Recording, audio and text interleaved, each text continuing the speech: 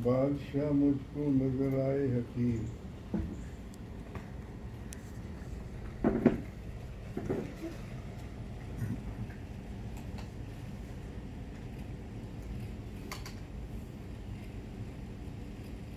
बादशाह मुझको नजर आए हकीर, जब से मिली दर की गिदाई आप। बादशाह की क्या हकीकत है? भगवान देवात्मा के दरबार का सत्य ज्ञान अगर किसी को मिल जाए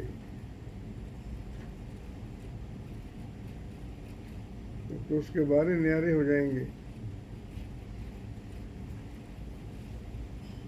और वो जो दान मिलेगा वो साथ जाएगा जब तक परलोक के जीवन का नियम रहेगा। और जो बादशाहत है ये यहीं खत्म हो जाएगी।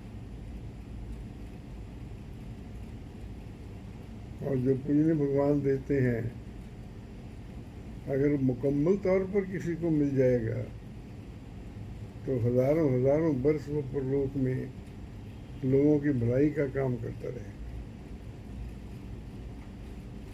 चलो आगे चलते हैं। भगवान की शिक्षा के भजन में आपको सुनाता रहता हूँ। आज भी एक भजन की 2-4 लाइनें आपको सुनाता हूँ। नेचर में नाशक जो शक्ति,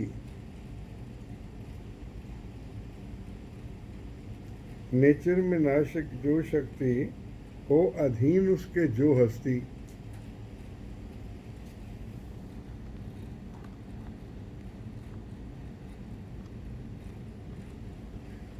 हो अधीन उसके जो हस्ती। नेचर में नाशक जो शक्ति, हो अधीन उसके जो हस्ती, उसकी रक्षा नहीं हो सकती।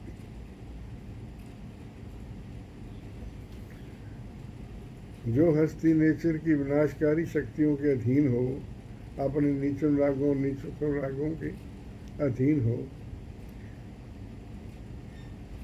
उसकी रक्षा नहीं हो सकती। जब तक न मिले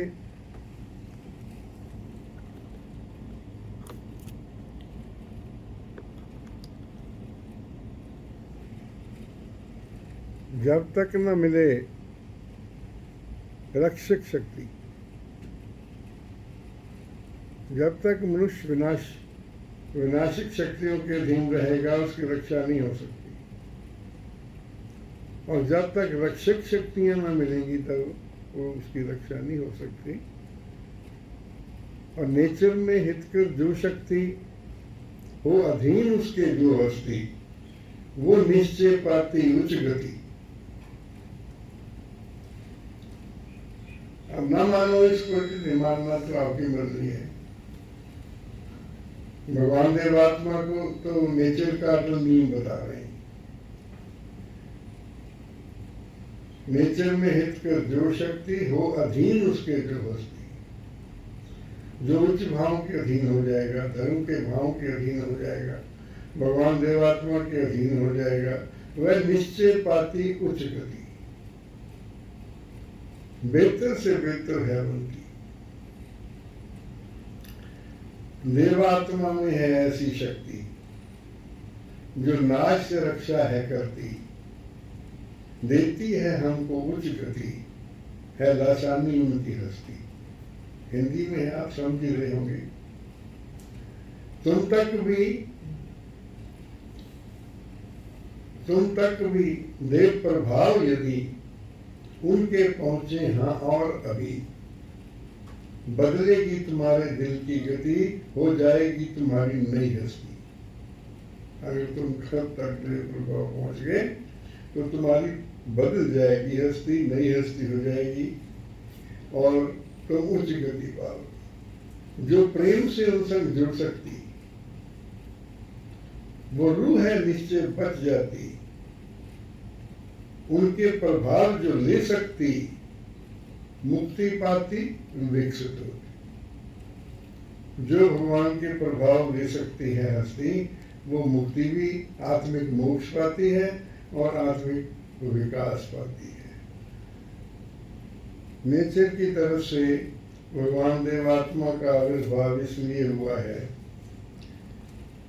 कि अधिकारी मनुष्य आत्माओं को वो सत्य मोक्ष और सत्य विकास के मार्ग पे डाल सके।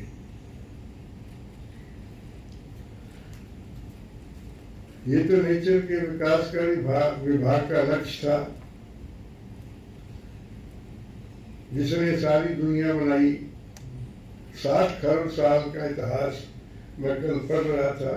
ये आइंस्टाइन की किताब पढ़ी है, नीचे वैज्ञानिकों की किताबें बहुत पढ़ी हैं कि जब से ये संघर्ष शुरू हुआ कि पृथ्वी बनी है, और फिर इसके बाद मनुष्य आना है, और फिर इसके बाद देवात्मा आने हैं, फिर इसके बाद परिवर्तन का कार्य शुरू होना है। तो नेचर के तो सारे ही संग्राम का लक्ष्य ये था कि उन्होंने देव शक्तियों से संपन्न देव जीवनधारी देव आत्मा को एक दिन प्रकट करना है। वरना ना इस पृथ्वी की जरूरत थी, ना मनुष्य की जरूरत थी, ना किसी और जगत की जरूरत थी। अगर देवात्मा ने ना आना होता, सब ऐसे ही नष्ट हो जाना था। तो वो देव शक्तियां कौन सी लाए हैं? वो सतम राग लाए हैं, असत्य विराग लाए, वो हेतम राग लाए हैं, और अहित विराग लाए हैं। इनके बहुत सारे अंग हैं परम पूज्य भगवान देवात्मा ने। और उन्होंने सातम राग से सद्धर्म की खोज की है विज्ञान के आधार पर। भगवान ने लिखा है चैप्टर 29 में देवजन के विकास में कि इस स्टेज तक पहुंचकर 98 तक पहुंचकर वैज्ञानिक विधि का मुझ पर पूर्ण अधिकार हो गया। तो जो कुछ भी खोजा पूज्य भगवान ने विज्ञान को आधार बनाकर उससे पहले या उससे बाद में जो उन्होंने लिखा उसको विज्ञान के आधार पर शोध कर दिया सारा। और जो भगवान ने शिक्षा दी है वो वैज्ञानिक शिक्षा है। और सतधर्म कह लीजिए और देव धर्म कह लीजिए। भगवान देवात्मा का देव जीवन जो देव जीवन उन्होंने बसर किया है वही देव धर्म है। भगवान फरमाते हैं कि मेरा देव जीवन ही देव धर्म है। और देव धर्म की देन क्या है मानवता को, उसके बारे में विशेष सम्मान के योग श्री SP कन्नर जी जो बहुत बड़े फिलासफर थे दुनिया के भी और देवात्मा के मिशन के भी, उनको तो वाइस प्रेसिडेंट ने विदाई देते समय दिल्ली यूनिवर्सिटी से ये कहा था कि ये छोटा सा जो इंसान बैठा है मेरे सामने, जिनकी आज विदाई की रस्म हो रही है, इसके जीवन में सारे फिलासफर जिंदा हैं। ऐसा आत्मा सारे फिलासफर जिंदा है। तो उन्होंने भगवान की ये बताई है कि देव धर्म की देन मानवता को क्या है। पहली देन ये है देव धर्म की, याद तो रहनी नहीं किसी को क्योंकि ये वैज्ञानिक विषय है और धर्म का विषय, लेकिन अगर किसी को मिला गई तो उसका कल्याण हो जाएगा। देव धर्म किसी भी ज्ञान के सत्य होने का केवल वैज्ञानिक विधि के द्वारा परखा गया होना आवश्यक मानता है। ये देव धर्म की देन है। जो ज्ञान वैज्ञानिक विधि पर परखा हुआ नहीं है वो सच नहीं है। दूसरी देन क्या है? आज के वैज्ञानिक युग में विकासवादी दृष्टिकोण को धार्मिक जीवन में अपनाना नितांत आवश्यक मानता है। देव धर्म का ये है कि वो विकासवादी दृष्टिकोण को, क्योंकि विकास से तो सब कुछ हुआ है, विकासवादी दृष्टि को अपनाना या वो धार्मिक जीवन में उसको नितांत आवश्यक मानता है। उन्होंने तो बहुत बड़ी किताब लिखी है, बहुत बड़े ग्रंथ लिखे हैं, व्याख्या की है। मैंने तो उसका निचोड़ बता रहा हूँ आपको, चैप्टर वाइज जो निचोड़ निकलता है। तीसरी देन ये है कि मनुष्य आत्मा की देव धर्म की देन बता रहा हूँ। मानवता याद करेगी एक दिन, अगर कहीं मेरी आवाज रिकॉर्ड हो गई तो वो इसको भी याद करेगी कि मैंने कभी SP कन्नर जी की बात बताई थी दूसरों को, और उनकी किताबें बांटी थी सारे संसार में। सारी एम्बेसीज में मैंने उनकी किताबें भेजी हैं, सारे वर्ल्ड की लाइब्रेरीज में मैंने उनकी किताबें भेजी हैं, और उनके साथ PV कन्नर जी की भी किताबें भेजी हैं। ऐसे आत्मा भगवान देवात्मा ने पैदा किए हैं जो इनकलाब ले आए थे। ये कहते हैं कि जिसको भी मिलेगी हितकर शक्ति, उसकी बनेगी हितकर गति, उसकी रक्षा हो जाएगी, उसका विकास हो जाएगा। और जो मनुष्य आत्मा की उन्नति और अवनति, अवनति क्या होती है? गिरावट। उन्नति क्या होती है? विकसित होना। और अवनति होती है विनष्ट होना। मनुष्य आत्मा की उन्नति और अवनति का वैज्ञानिक ज्ञान ही सत धर्म का ज्ञान है। देव धर्म क्या है? देव जीवन जो भगवान देवात्मा ने जिया है वो देव धर्म है। सत धर्म का ज्ञान क्या है? आत्मा के संबंध में, उसके नष्ट होने और विकसित होने के संबंध में जो वैज्ञानिक ज्ञान है वो सत्य ज्ञान है, वो सत्य धर्म का ज्ञान है। सत्य धर्म का ज्ञान दो लफ्जों में बताया जा सकता है कि आत्मा के नष्ट होने और आत्मा के विकसित होने के जो नियम नेचर मूलक हैं उनका ज्ञान जो है वो आत्मा का ज्ञान है। अब आप देख लीजिए कि आत्मा का ज्ञान किसको है, आत्मज्ञानी कौन है। अब आगे देखिए, धर्म अवतार और धर्मदाता की योग्यताओं को भी वैज्ञानिक विधि के अनुसार परखा जा सकता है। भगवान देवात्मा के देव जीवन को और उनकी देव शक्तियों को, उनके देव जीवन के विकास को वैज्ञानिक विधि पर लाके वैज्ञानिक विधि पर परखा जा सकता है। देव धर्म की मानना ये है, और ये पक्षपात मूलक नहीं है कि देवात्मा के देव जीवन को भी वैज्ञानिक आधार पर परखा जा सकता है। पांचवी, ये घोषणा करता है देव धर्म, ये घोषणा करता है कि मनुष्य आत्मा की गठन अपूर्ण है। देव धर्म की घोषणा करता है कि मनुष्य की आत्मा की गठन अपूर्ण है। क्यों? अपूर्ण गठन कौन सी होती है? जो अपनी रक्षा और विकास न कर सके। और अब तक 40,000 साल में अरबों मनुष्य पैदा हो गए, वो कहाँ अपनी आत्मा की रक्षा और विकास कर सके? अभी नहीं कर सकते अपनी आत्मा की रक्षा और विकास। आत्मा तो रोज विनष्ट हो रहे हैं। तो ये घोषणा है देव धर्म की कि मनुष्य की आत्मा अपूर्ण गठन प्राप्त है, वो अपनी रक्षा आप नहीं कर सकती। इसलिए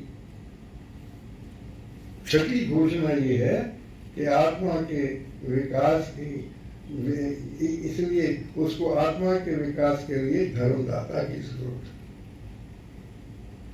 चूंकि अपना विकास को खुद नहीं कर सकती, इसलिए उसको धर्मदाता की जरूरत है, सच्चे धर्मदाता की, जो उसकी आत्मा में मोक्ष और विकास की क्रिया को प्रचलित कर सकता। और छठी और आखिरी घोषणा ये है कि आत्मा के विकास की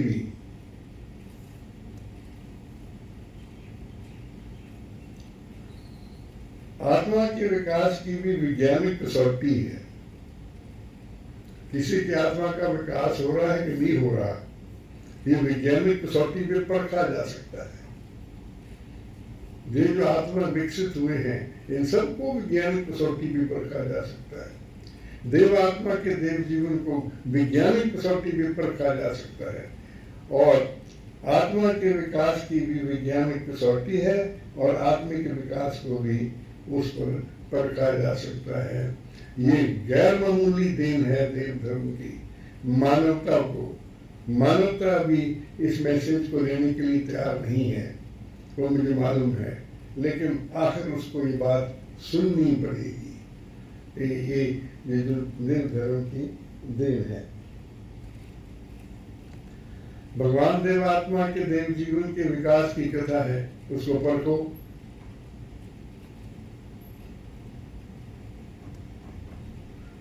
परखते क्यों नहीं? इसलिए पढ़ो कि तुम्हें परखना है, इसलिए पढ़ो कि तुम्हें परखना है उसको। उन्होंने जो देव जीवन के विकास की कथा लिखी है, वो मुझ में देव जीवन के विकास पहले खंड, दूसरे खंड में लिखी है, और तीसरा खंड वो लिखना चाहते थे, और वो मैं बानी आपको सुनाऊंगा। वो लिख नहीं सके, उनको बहुत दुख था इस बात का। और उन्होंने कहा था कि मेरा कुछ मैटर इकट्ठा हुआ पड़ा है कहीं, अगर मैं जिंदगी में साथ दिया तो लिखेंगे। उनकी जिंदगी में साथ नहीं दिया, लेकिन हमने मिल के धर्म संबंधियों ने उसको लिख दिया, वो मुकम्मल कर दिया है। जो तीसरा पार्ट है गुरुदेव भगवान का, वो जिस ढंग से कर सकते थे वो तो कभी मनुष्यात्मा कर ही नहीं सकती, लेकिन जो मटेरियल छोड़ गए थे उनको उनकी ही लैंग्वेज में हमने पब्लिश कर दिया, कि जो उनका, जिसका वो तीसरा वो कहते थे। और वो जो मिथ्या विश्वासों के बारे में और भी ग्रंथ लिखना चाहते थे। तो देव जीवन का विकास जो है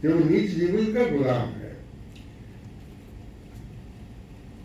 कौम ने, दुनिया ने पैगाम गौतम की जरा परवाह न की।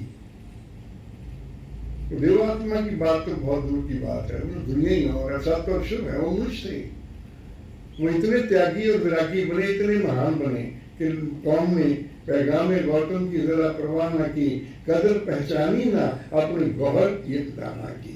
इतने दाना की, इतने अक्लमंद की को कदर नहीं की। तो ये मुझे अनुमान फरमाते हैं कि वक्त से पहले हो गया है। मैं ये कहता हूँ कि लोग अभी सुनने के लिए तैयार नहीं हैं।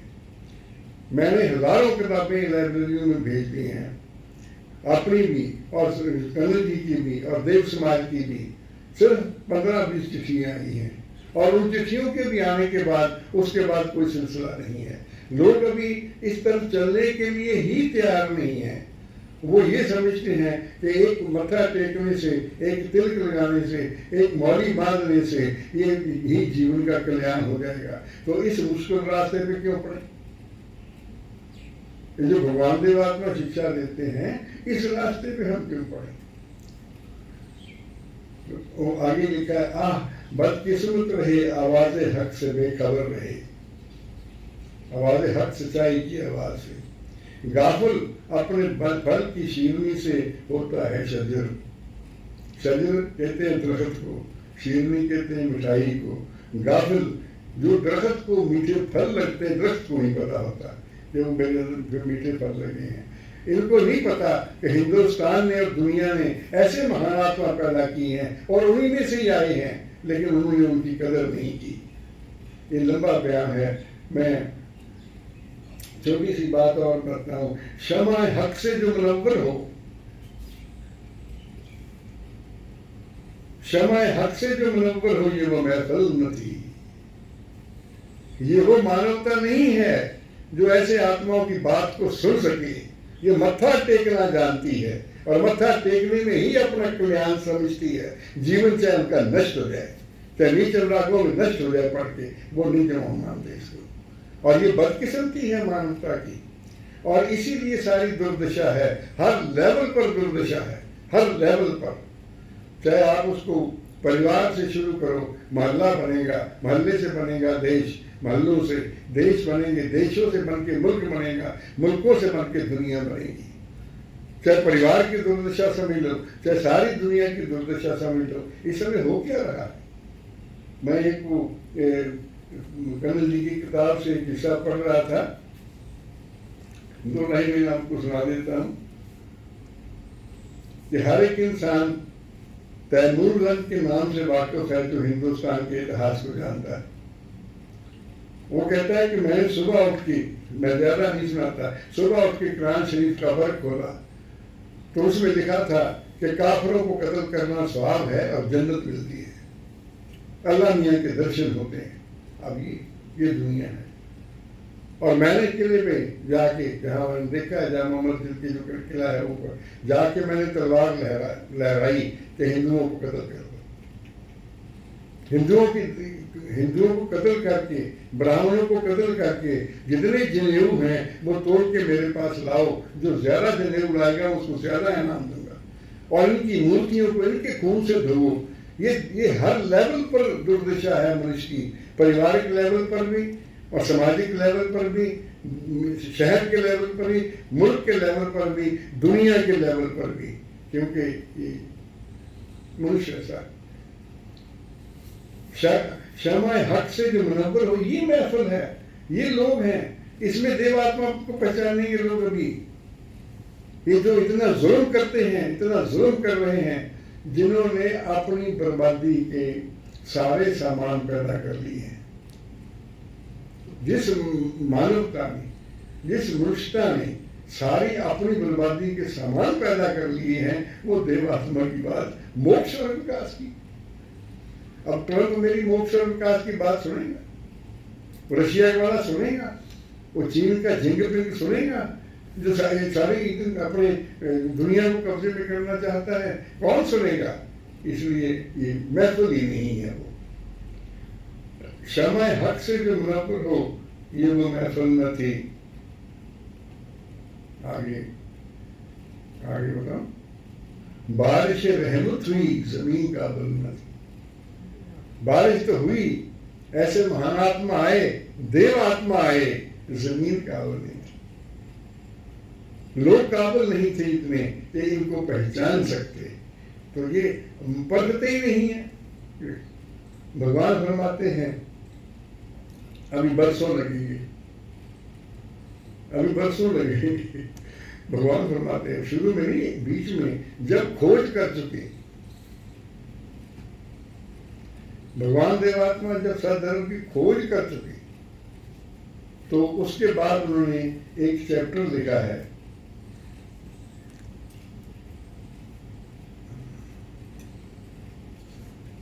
वो उसकी शुरुआत करते हैं कि नेचर के ज्ञान के बिना मुझको जीवन का ज्ञान नहीं मिल सकता। मेरा पहला मैसेज ये है, आत्मज्ञानी हुए बिना कोई धर्मवान नहीं हो सकता। दूसरा मैसेज है, विश्व विज्ञान के मूल तत्व और सारे विश्व की तत्व जो है वो मैंने खोजे हैं, आप अध्ययन करके देखो। तो इस किताब की रचना करते हुए, इस चैप्टर है मुझ में देवियों के विकास का, ये 42वां चैप्टर है। ये खोज कर चुके, इसके सारे 50 चैप्टर हैं। उसके आगे 70 तत्व हैं, सिद्धांत हैं 45 से 50 तक। ये आखिरी में से बट वन जो चैप्टर होते हैं, 1-2 पहले वो है। और भगवान फरमाते हैं मेरी मेज पर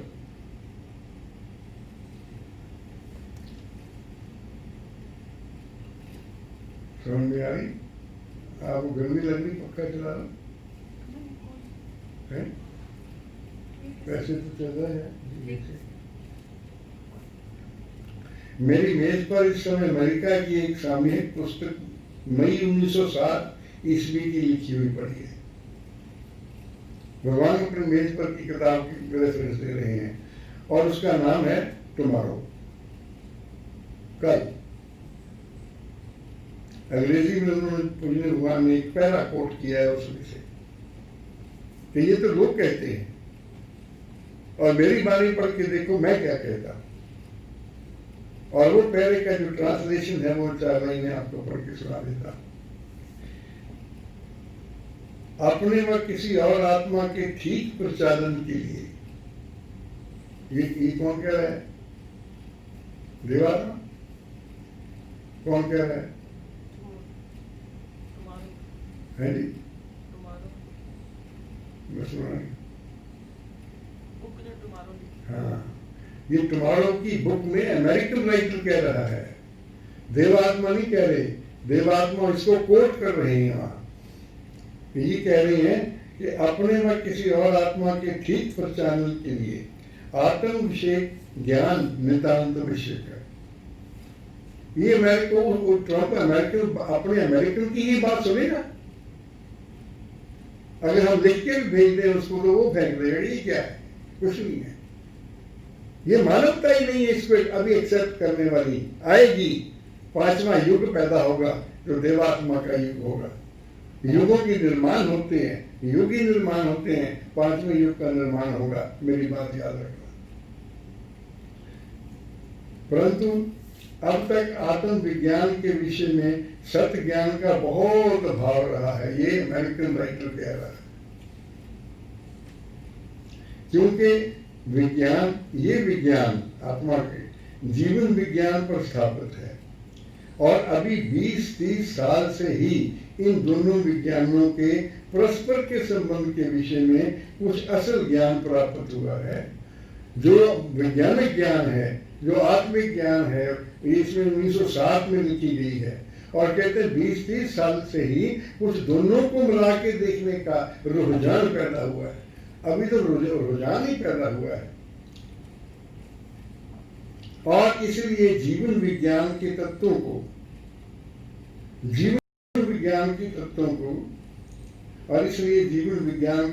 का अभी तक मनुष्य जीवन पर भली भांति प्रयोग नहीं कर सके। और ये सारे विज्ञानिकों पर कमेंट कर रहे हैं, सारी वैज्ञानिकों के बारे में किताब है कि वो इसको प्रयोग नहीं कर सकते आत्मज्ञान पर, जितना वैज्ञानिक आविष्कार हुआ है। और उसकी पूर्णता में अब एक लाइन सुन लीजिए। किताब तो बहुत बड़ी है, निष्कर्ष भी बहुत बड़े हैं, देवात्मा की वाणी है और उसकी पूर्णता में अभी कम से कम कई पीढ़ियां लगेंगी। ये अमेरिकन राइटर लिख रहा है। किताब का नाम टुमारो है। कोट कर रहे हैं भगवान देवात्मा कि मैंने जो सद्धर्म का खोज कर ली है, तो मैं ये देख रहा हूँ कि अभी तो ये जो साधारण जीवन विज्ञान और आत्मविज्ञान के लिए भी अमेरिकन साइंटिस्ट कह रहा है कि अभी तो पीढ़ियां लगेंगी। तो मेरे ज्ञान को समझने में अभी टाइम लगेगा। अखीर का पहला जो इसमें पूजनीय भगवान लिखते हैं, वो मैं आपको थोड़ी सी लाइनें सुना देता हूँ, मेरा मतलब पूरा हो जाएगा। भगवान फरमाते हैं कि जैसे वैज्ञानिकों के आने से पहले वैज्ञानिक सत्य ज्ञान नहीं आ सकता था, और दो वैज्ञानिकों को कोट किया है, और ये दोनों ही प्रकार के विशेष घटनाएं विकास के नियम के अनुसार उचित समय से पहले उत्पन्न नहीं हो सकती थी। हवाई जहाज का आविष्कार नहीं हो सकता था, बिजली का आविष्कार नहीं हो सकता था जब तक वो वैज्ञानिक आने का उचित समय ना आता, तो वो आए। वैसे ही आत्मा की गठन और उसके विकास और विनाश और धर्म और अधर्म आदि के संबंध में जो जो सत्य मुझे प्राप्त हुए हैं, अरे परख लो। भगवान फरमाते हैं कि जो जो सत्य मुझे, वह मुझसे पहले न किसी मनुष्य को प्राप्त हुए थे न हो सकते थे। वो सत्य न किसी को प्राप्त हुए थे न हो सकते थे। उसमें से एक सत्य बताइए, आत्मा परिवर्तनशील है। इसमें सब कुछ हुआ। ये आत्मा परिवर्तनशील है। आत्मा का बोध क्या है? आत्मा का बोध ये है अपने आत्मा के परिवर्तन का बोध। ऊंच बना ये नीच बना, एक ही। और ऐसे बहुत सत्य हैं। मुझे भगवान कहते हैं कि मुझ पर प्रकट हो सकते हुए थे, और इससे पहले हो ही नहीं सकते थे, किसी पर ना हुए। मनुष्य के लिए आत्मज्ञान ही सबसे श्रेष्ठ ज्ञान है। फिर कंक्लूड करते हैं अपनी खोज को कि आत्मज्ञान ही सब, क्योंकि उससे अंदर रहकर वह अपने जीवन की कृत रक्षा नहीं कर सकता और ना उसका उच्च विकास साधन ही कर सकता है। आत्मज्ञान सर्वश्रेष्ठ है। उसके साथ तत्व मैंने खोजे हैं, देवात्मा फरमाते हैं, पर पड़ताल कर लो। इनके बिना आत्मा का विकास नहीं हो सकता। तब आत्मविज्ञान संबंधी जिन सत्य सिद्धांतों का मुझ पर प्रकाश हुआ है, वह जो इस पृथ्वी के, मिलन जी ध्यान से सुनना, मुझे आपसे उम्मीदें तो बहुत थी, अभी भी है, अभी नाउम्मीद नहीं हुआ हूं। नाउम्मीद तो देवात्मा भी नहीं हुई। जिन्होंने ये लिखा कि मुझे सही तौर पर पूर्ण रूप से पहचानने का एक आदमी नहीं मिला। इतने सारे संग्राम में, इतने सारे त्यागों में भगवान फरमाते हैं कि मुझे पूर्ण रूप से पहचानने वाला एक आत्मा नहीं मिला। इनमें परमेश्वर दत्त जी भी शामिल है, ईश्वर सिंह जी भी शामिल है, सरदार जी भी शामिल है, सारे पूर्ण रूप से पहचानने वाला एक आत्मा। तो मुझे उम्मीदें हैं, मुझे कौन सा मिलेगा?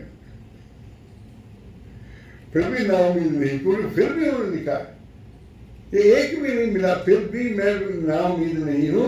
विकास के कर्म को नेचर में साफ देखा कि नेचर में विकास होना ही होना है, चाहे पृथ्वी नष्ट हो जाए, चाहे सारी मानवता नष्ट हो जाए। नेचर कोई पृथ्वी थोड़ी है, नेचर इतने मनुष्य थोड़ी है कहीं। नेचर बहुत कुछ है, उसकी व्याख्या बहुत लंबी, मेरे को है सारी व्याख्या। आत्मज्ञान विज्ञान संबंधी जिन सत्य सिद्धांतों का मुझ पर प्रकाश हुआ है, वह जो इस पृथ्वी के धन, रत्न, राज और संपत्ति से, किससे? धन, रत्न, राज, संपत्ति से अनंत गुना बढ़कर जो सत्य मुझ पर प्रकट हुए हैं, वो अनंत गुना बढ़कर कीमती हैं। उसमें किसी समझदार जन को क्या संदेह हो सकता है? समझदार जन कि आत्म ज्ञान कितना कीमती है, क्या हो सकता है। और यदि कोई योग आत्मा उन्हें उनके प्रकृत रूप में उपलब्ध कर सके, अगर कोई योग आत्मा भगवान देव आत्मा के सत्यों को देख सके, तो उसके इस श्रेष्ठ अधिकार की कोई सीमा नहीं। अगर भगवान फरमाते हैं मेरे सत्यों और तत्वों को कोई समझ सके, तो ये उसकी कोई सीमा नहीं। तो इस शिक्षा, जितना भी आत्माओं में परिवर्तन हुआ है, जितने भी आत्माओं में परिवर्तन हुआ है, जितने भी आत्माओं से बने हैं, वो इस शिक्षा से बने हैं और भगवान देवात्मा के देव प्रभाव से बने हैं। और मैंने ये वहाँ बताया कि श्रीमान जूरीराम जी बदल गए, चंदूलाल जी बदल गए, सरदार हरनाम सिंह जी बदल गए, श्रीमान निर्मल सिंह जी बदल गए। वो एक सभा में ही बदल गए, एक सभा में, याद रखा है मेरे पास, एक सभा में शामिल हुए और उनके जीवन का लक्ष्य बदल गया। बड़े श्रीमान निर्मल सिंह जी का, कुहारवाला का जो है, वो एक सभा सुनी थी और वो एक सेवक ने करवाई थी। और उन्होंने कहा क्या था, धर्म पाए बिना जीना जन्म अपना ही है कोना, मनुष्य होकर पशु रहना जन्म अपना ही है। और सभा लंबी चौड़ी इसकी व्याख्या है। उन्होंने शुरू यहाँ से किया है, इस प्रकार का उपदेश दिया कि गाय और भेड़िया दोनों पशु जगत के जीव हैं। वो सेवाकारी जीव है, वो विनाशकारी जीव है। अब तुम फैसला करो कि तुम्हें क्या बनना, तुम्हें विनाशकारी जीव बनना है या विकासकारी जीव बनना है। तो फिर उनकी कैसा आश्चर्य जो एक परिवर्तन उनमें आया। एक दिन अपने वो स्वप्न का हाल लिखते हैं कि मुझे सोते हुए स्वप्न आए और एक बूढ़ा बैठा इंसान ये मुझे बता रहा था कि क्या तुमने ये सुना है, गाफल मत रहे। ये भी सुना भगवान की शिक्षा को, गाफल मत रहे, ये भी सुना मैं तुम्हारी नहीं, ये भी सुना कि भगवान का भजन एक दिन शरीर तेरा बसम देर हो जाएगा, पर मैं इस पर मैं भूला रहा।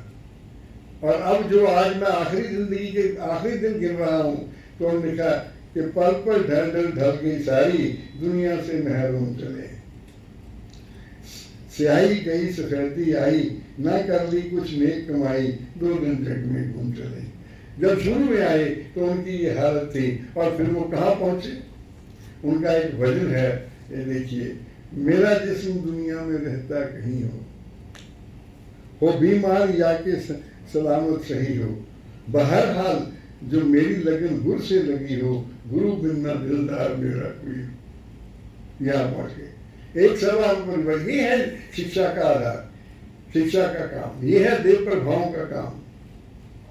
हो गर्मी या सर्दी या बारिश झड़ी हो पर्वत समुद्र या नाला नदी हो, शहर हो या जंगल महल झोंपड़ी हो, लगन एक गुरु से ही मेरी लगी। हो दौलत मेरे पास या मुफलिसी हो रखता कोई बैर या दोस्ती हो, मिले उम्दा खाना या फाका कशी हो मेरे सतगुरु में मेरी रूह बसी हो इज्जत जहां में या बेइज्जती हो, खुशी हो मुसीबत या जाकंदनी हो, वह गुरु से मेरी बेवफाई हो, ना गुरु से मेरी बेवफाई कभी हो, वही हो कि जिसमें मेरे गुरु की खुशी हो। तो ये उन्होंने अमल ही पूरा करके दिखा दिया सारी जिंदगी में। भगवान की तारीफ किया करते थे। निर्मल सिंह जी की डायरी जो छपी हुई है 500 सफ़े की, वो इनके डे टू डे जो पूजनीय भगवान बात करते थे उनके नोटिंग्स हैं, और ये ऐसे महान आत्मा बन गए। तो ये परम पूजनीय भगवान देव आत्मा की शिक्षा और उनके प्रभावों का असर है। और ये धीरे धीरे ज्यों ज्यों परम पूजनीय भगवान देव आत्मा के आविर्भाव को दुनिया एक्सेप्ट करेगी, अब ये दुनिया एक्सेप्ट नहीं कर रही, जब एक्सेप्ट करेगी तो इस प्रकार के परिवर्तन आएंगे। अब मैं आपको छोटी सी बातें 2-3 बताना चाहता हूँ। मुझे फोन बहुत आ रहे हैं, आप तो जो भी काम कर रहे हो, लेकिन भगवान के मिशन का क्या होगा। तो मैं आपको भगवान की ये सन 26 की एक वाणी सुनानी चाहता हूँ। लाहौर से सोलन पहाड़ की ओर रवानगी से पहले ही भगवान देवात्मा जिस प्रकार के शारीरिक रोगों से कष्ट पा रहे थे, उसका विस्तार पूर्वक जिक्र उन दिनों के जीवन तत्वों के पर्चों में छपा हुआ है। भगवान जब लाहौर से सोलन के लिए आ रहे थे अप्रैल में, तो उनके जीवन की क्या हालत थी, सेहत की क्या हालत थी, वो उसमें छपा हुआ है। तो बहुत देर के बाद पिछली मई के आखिर या जून के पहले हफ्ते में भगवान के अंदर इस प्रकार के विचारों की लहर उठनी शुरू हुई। बहुत ध्यान से सुनने वाली बात कि तुम तो यहां रहकर अपनी शारीरिक सख्त तकलीफ में ग्रस्त हो, कि तुम तो पहाड़ पर बैठे हो और अपनी शारीरिक तकलीफ में ग्रस्त हो, लेकिन जिस देव समाज के पौधे को तुमने सब प्रकार के त्याग और सच्चे समर्पण के खून से सींचा है। ये कौन कह रहा है? भगवान देवात्मा कह रहे कि तुम तो यहां बैठे हो, लेकिन तुमने जो समाज को अपनी खून से सींचा है, खून से सींच कर इतना बड़ा किया है, खून से सींच कर इतना बड़ा किया है, उसमें तो कीड़ा लगा हुआ है। तुम तो सोलन में हो, तुम बीमार हो, तुम देवशास्त्रों में लगे हुए हो। भगवान के हित सतम राग के तो वो उनके प्रचारक थे, वो हर समय इन गतियों में लगे रहते थे। कहते तुम यहाँ बैठे हो, जिस समाज को तुमने खून से पानी दिया है, वो तो उसको तो कीड़ा लगा हुआ है। तो ये मैंने एक छोटी सी घटना आपको बताई। ये मैंने इसलिए बताई कि परम पूजनीय भगवान देवात्मा क्या कह गए हैं समाज के बारे में। जो लोग पूछते हैं कि समाज के हालात ये, उनके लिए परम पूजनीय भगवान देवात्मा की वाणी के पास मेरे पास और कुछ नहीं। और आप देखिए,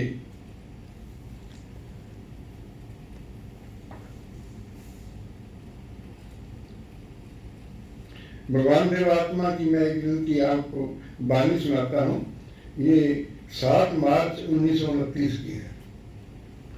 सत्या जी आप जानते हैं पूज्य भगवान देवलोक का गमन कब हुआ? 3 अप्रैल। और ये 7 मार्च 1929 का मतलब कुछ 1 महीने से भी कम है, 26 दिन पहले की बात है जो ये परम पूज्य भगवान देवात्मा की वाणी है। लाहौर आकर मेरे देव जीवन के विकास का जिस प्रकार नया कर्म आरंभ हुआ और उन्नत हुआ, उसका अवसर पाने पर मैं इस पुस्तक के 3रे खंड में उल्लेख करने की आकांक्षा रखता हूँ। लाहौर आकर, जो जीवन भर से पहले लाहौर आकर, उसको हमने पब्लिश कर दिया है, जो भी रिकॉर्ड में मिला है उसमें। तो आगे परम पूज्य भगवान देवात्मा लिखते हैं, 7 मार्च 1929 को उन्होंने लेटे लेटे अपने बिस्तरे से ये लिखवाया था, मेरे ट्रस्टियों, आपने ट्रस्टीज को ये लिखाया था, मेरे ट्रस्टियों, मैं अपनी स्नायु प्रणाली के चकनाचूर हो जाने से अब तक महोत्सव के बाद प्राय 2.25 महीने से नेचर के अत्यंत निर्दयता मूलक नियम के अंदर से गुजर रहा हूं। बेहद बीमार हैं, निर्दयता मूलक, और इस काल में लगातार मुझे जिस प्रकार के विरोधी घटनाओं में से गुजरना पड़ा, लास्ट ईयर है पूज्य भगवान का, और विरोधी घटनाओं में से गुजरना पड़ा है, उनसे मेरा शारीरिक बल जिस तरह दिनों दिन घटता चला गया है, और मैं अब कमजोरी की जिस हालत में पहुंच चुका हूं, उससे ये नतीजा निकल सकता है कि अब मेरे शरीर त्याग करने का समय आ गया है। 7 तारीख को परम पूज्य भगवान देवात्मा अपने ट्रस्टियों को संदेश, कहा जाता है कि संभव है कि इस अवस्था से आप फिर निकल आवें। कह तो सकते हैं कि निकल आवें, परंतु ऐसा कहना संभावना की हद तक ही पहुंच सकता है, यकीन की हद तक नहीं। मुझे आप देव जीवन की परीक्षा कर लो जितनी मर्जी। जैसे जब आदमी ऐसी हालत में पड़ा होता है 4 पैर पर, तो उसको कुछ सूझता नहीं है। भगवान देवात्मा का एक एक लफ्ज देव शक्ति से भरा हुआ है। ये मुझे अपने जन्म काल से जो अद्वितीय देव शक्तियां बीज रूप में मिली, ये 7 मार्च 1929 को रहा है। और उनके धीरे धीरे विकसित होने से मुझे जो सच्चे देव रूप लाभ हुआ, मुझे जो सच्चा मैं चाहता हूं कि मैं उस सच्चे देव रूप से अपने शरीर को त्याग करूं। मेरी बहुत बड़ी आकांक्षा थी कि मैंने देव शास्त्र के जो एक एक खंड लिखने आरंभ किए थे, वो कम कर्म और भी आगे चलता, और अब जो मैं सत्य विषय धर्म और अधर्म नामक देव शास्त्र का 4था खंड लिखना चाहता था। पढ़ लो भगवान देवात्मा के देव जीवन, एक एक क्षण देव जीवन है, एक एक क्षण जो है वो सतन राग का जीवन है, हर क्षण जो है वो हितन राग का जीवन है। चाहे वो बीमारी के बिस्तर पर पड़े हैं, चाहे वो अपनी सेहत की दुखी हालत में गुजर रहे हैं, उसके लिए बहुत सा मसाला इकट्ठा कर चुका था, उसे लिखने का अवसर पा सकता काश। इस प्रकार उसके कई और खंड के लिखने की जो मेरी आकांक्षा थी, उसे मैं पूरा कर सकता। लेकिन ये आकांक्षा पुण्य भगवान फरमाते हैं कि मेरी पूरी नहीं हो सकती, और कुछ पुण्य भगवान ने और कई कुछ बयान किया है, तो आखिर में मैसेज क्या दिया है जो आज की मानवता के लिए भगवान देवात्मा का मैसेज मैं सुना रहा हूं। भगवान मैसेज क्या दे गए हैं? अंत में अपनी गहरी शुभकामना के साथ अपनी देव समाज को उन सब शक्तियों के हवाले करता हूं कि जिनके द्वारा वह जाहिर और उन्नत हुई है। वो किसी काउंसिल को नहीं देके गए, वो किसी ट्रस्ट को समाज में देके गए, वो किसी मनुष्यों के समूह को समाज में देके गए। क्यों सरता जी बताइए, इस वाणी के मुताबिक भगवान समाज किसको दे गए हैं? नेचर के विकासकारी विभाग को दे गए हैं। नेचर का विकासकारी विभाग काम करेगा, काम कर रहा है, और नेचर के विकासकारी विभाग के काम को कोई नहीं रोक सकता। और मैं अब आपको बताता हूं, परम पूज्य भगवान देवात्मा को 26 में वो कीड़े रखने का ख्याल हो गया था, और 27 का साल बहुत अजीब किस्म का साल था पूज्य भगवान का। उसमें परम पूज्य भगवान देवात्मा ने सारी अपनी जो है वो बंदिशें जो थी समाज की, वो सारी बंदिशें खत्म कर दी, और उन्होंने कहा कि जो चाहे समाज के इंतजाम से बाहर जाकर मेरा प्रचार करना चाहे, वो खुशी से प्रचार करे, कोई बंदिश नहीं है। और ये मैं आपको उनकी वाणी थोड़ी सी पढ़ के सुनाता हूं। ये 15/12/1927 की बात है, आखिरी साल से 1 साल पहले की बात। जो अपने तौर पर काम करना चाहें, भगवान देवात्मा ने फरमाया कि जो लोग अपने तौर पर काम करना चाहते हैं, वो अपने तौर पर काम करें, चाहे बठिंडे में, चाहे किसी और शहर में, चाहे अपने घर में। उनकी रिपोर्ट अगर आएगी, पूज्य भगवान तो यहां तक गए हैं कि उनकी रिपोर्ट अगर आएगी तो उचित बोध होने पर अखबारों में भी दे दी जाएगी। ऐसे जनों के संबंध में हम ये नहीं चाहते कि कोई हदबंदी करें। मैं अपने प्रचार के बारे में ये नहीं चाहता, देवात्मा फरमाते हैं कि हदबंदी करें कि काउंसिल ही प्रचार कर सकती है, या देव समाज की बाउंड्री में ही प्रचार। समाज क्या है? वो बिल्डिंगों का नाम समाज नहीं है, कोई अध्यापकों का नाम समाज नहीं है। समाज है उच्च जीवन प्राप्त आत्माओं का नाम, जो भगवान देवात्मा के देव प्रभाव से उच्च बनते हैं, वो देव समाज है साथियों।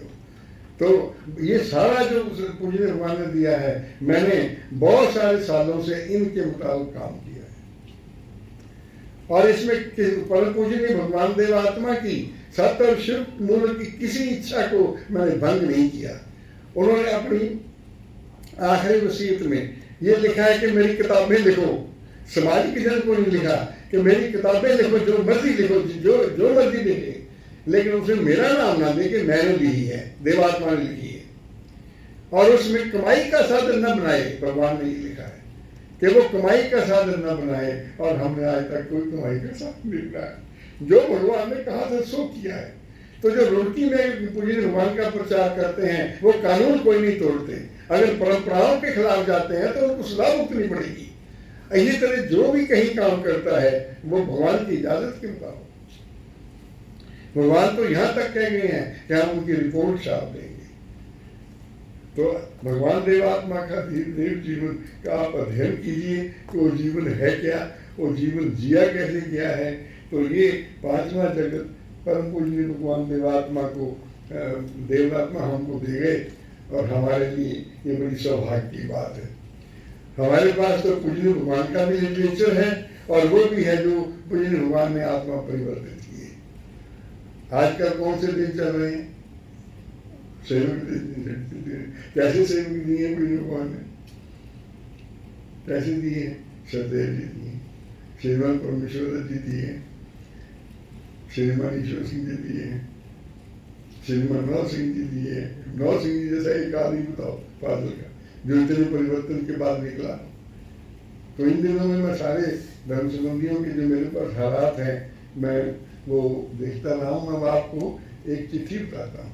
पिछली दफे मैंने एक चिट्ठी बताई थी, आज फिर मैं आपको चिट्ठी बताता हूँ। देव समाज, हेड ऑफिस मोगा, 5/2/1964। कितने साल हो गए? 64 में पीयूष का जन्म हुआ, 1964 में। तो 64 है, और 46 और 46 साल हो गए चिट्ठी को। और मेरे पास इतनी चिट्ठियां पड़ी हैं, बहुत पड़ी हैं। ये मैं आपको बताऊं, मैं चिट्ठी को माथे से लगाता हूँ। ईश्वर श्रीमान ईश्वर सिंह जी जो प्रिंसिपल थे, जिन्होंने ये शिक्षा और प्रभाव से जिनके अंदर जीवन का परिवर्तन आया था। और उन्होंने लिखा है देख कि मैं भगवान देवात्मा के गुण क्यों गाता हूँ। मैं भगवान देवात्मा के गुण क्यों गाता हूँ?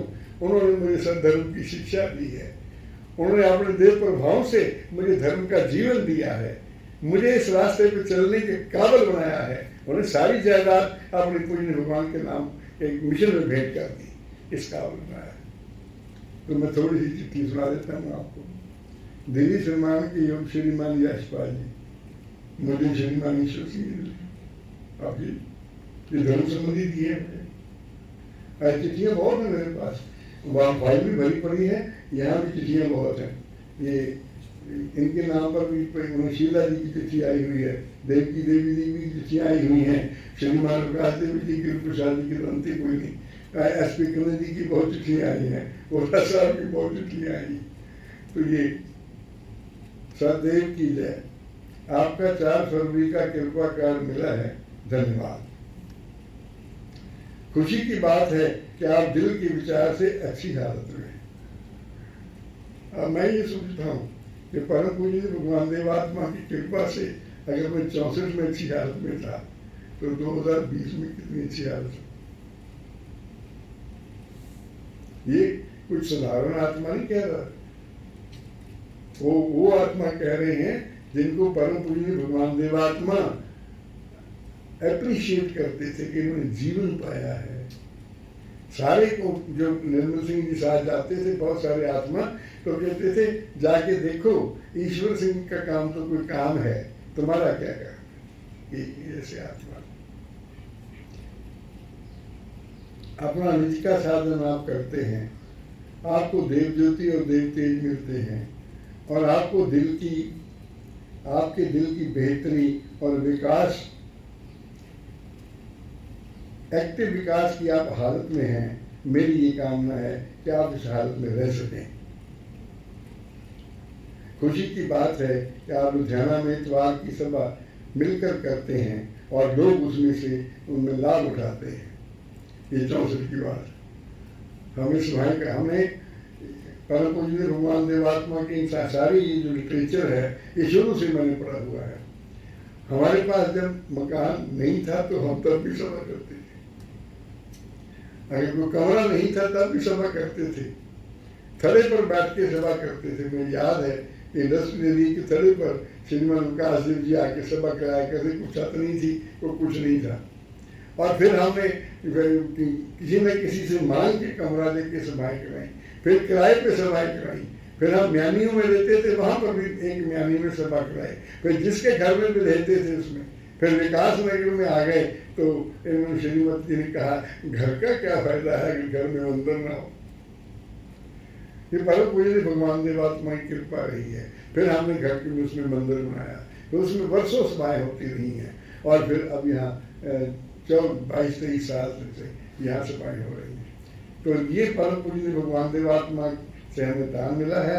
और ये धर्म संबंधियों की चिट्ठियाँ हैं सारी, कोई थोड़ी थोड़ी कभी कभी सुनाता रहूँगा, क्योंकि शिवता के दिन हैं। ये श्रीमान ईश्वर सिंह जी कौन है? ये श्रीमान ईश्वर सिंह जी, फोटो खराब हो गई है, लेकिन ये 64 से 87 83 में उनका जन्म हुआ था और 1967 में उनका देहांत हुआ था। और धर्म संबंधियों ने लिखा है पृथ्वी का श्रृंगार, पृथ्वी का श्रृंगार। जो परम पूज्य भगवान देवात्मा की सेवा में एक दफा किसी ने कहा था कि आप तो बहुत ही शरीफ इंसान पैदा करते हैं, बहुत ही शरीफ इंसान पैदा करते हैं। भगवान फरमाते हैं गलत है। क्या कहा था भगवान?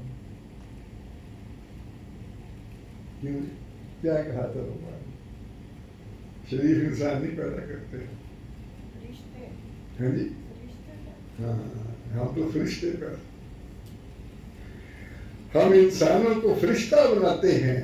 और ये श्रीमान जी जिनकी मेरे पास चिट्ठियाँ हैं, ये इंसान नहीं थे, ये फरिश्ते थे जाते। तो परम पूज्य भगवान देवात्मा के संबंध में मैं एक बात और कहना चाहता हूँ, जहाँ से मैं शुरू किया था कि पूज्य भगवान के देव जीवन की पड़ताल करके देखिए।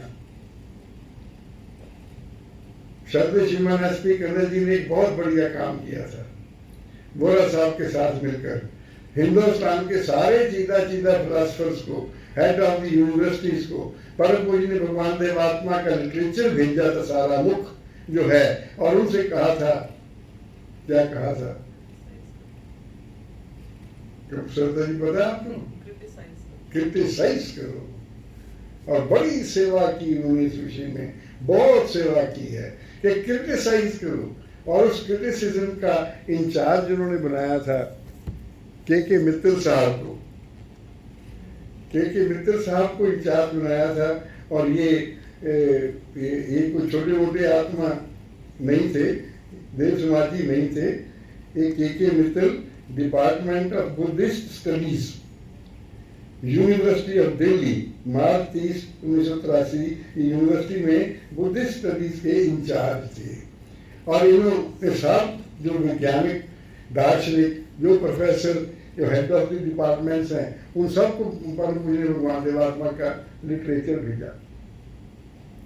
तो मेरे ख्याल में ये 45 जो फिलासफर हैं, उन्होंने तो अंग्रेजी में देवात्मा के देव जीवन के बारे में लिखा।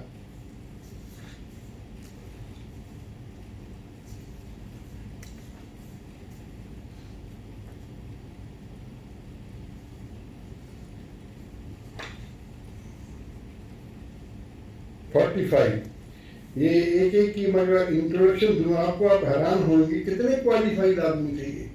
और इनमें से अंग्रेजी में 45 दार्शनिकों ने लिख के देवात्मा के बारे में लिख के भेजा। देवात्मा को हमने ये समझा है।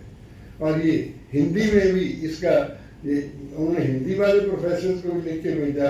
43 वो हैं जो 43 दार्शनिकों ने लिखा है, 45 और 43। और हिंदुस्तान के टॉप जो थे, टॉप थिंकर्स हैं ये, जिन्होंने लिख के भेजा है। लेकिन अभी वक्त नहीं हुआ इस मैसेज के फैलने का।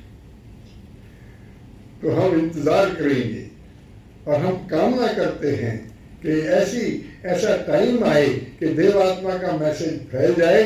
तो फिर ट्रंप भी नहीं रहेगा, रूस वाला भी नहीं रहेगा, जिंगपिंग भी नहीं रहेंगे, और फिर एटम बम भी नहीं रहेंगे, और फिर बॉर्निया भी नहीं रहेंगी, और फिर झगड़े भी नहीं रहेंगे।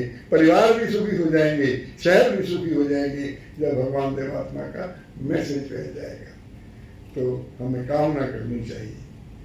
मैं जो बंधन में सवेरे आया, इन ख्यालों से मेरा दिमाग भरा हुआ था और मैंने भगवान से नीचे से प्रार्थना की कि ऐसे हालात हो पैदा मानवता में कि पूजनीय भगवान को लोग जान सकें, ताकि उनकी जान बच जाए, उनकी जान बच जाए, मानवता नष्ट होने से बच जाए। मानवता के दुर्भाग्य हैं। ये आइंस्टाइन की किताब पढ़ी है। आइंस्टाइन की किताब में एक में लिखा है कि मानवता अपने स्वर्ण युग में प्रवेश कर सकती है। मानवता स्वर्ण युग में प्रवेश कर सकती है, लेकिन इसके दरवाजे पे मिथ्या की कट्टर देवी बैठी है, वो नहीं जाने देती इसको। अगर ये मिथ्या की कट्टर देवी हट जाए यहां से, तो मानवता स्वर्ण युग में प्रवेश कर सकती है। पर मैं ये आह्वान करता हूं कि अगर मानवता मिथ्या छोड़ के देवात्मा को अपना ले, तो देवराज आ जाएगा। कोई तोप की जरूरत नहीं, कोई पुलिस थानों की जरूरत नहीं रहेगी, कोई फौजों की जरूरत नहीं रहेगी, कोई लड़ाइयाँ झगड़े नहीं होंगी, तो देवयुग होगा। देवयुग वो मैं टैगोर की तरह कहता हूँ कि मैं इंतजार तो करूँगा, लेकिन मुझे इंतजार यकीन नहीं कि मेरी जिंदगी में आएगा। धन्यवाद। देवा